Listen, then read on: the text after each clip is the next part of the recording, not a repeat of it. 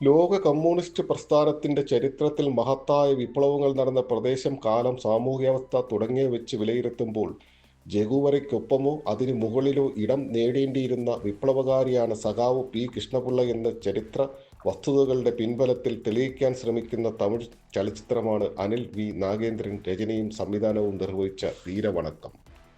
സമുദ്രക്കനി, ഭരത്, സുരഭി ലക്ഷ്മി എന്നിവരെ പ്രധാന കഥാപാത്രങ്ങളാക്കി വിശാരത് ക്രിയേഷൻസിന്റെ ബാനറിൽ അനിൽ വി നാഗേന്ദ്രൻ തിരക്കഥ എഴുതി സംവിധാനം ചെയ്യുന്ന തമിഴ് ചിത്രം വീരവണക്കം ഒക്ടോബർ 31 കേരളത്തിലെമ്പാടും പ്രദർശനത്തിനെത്തുന്നു.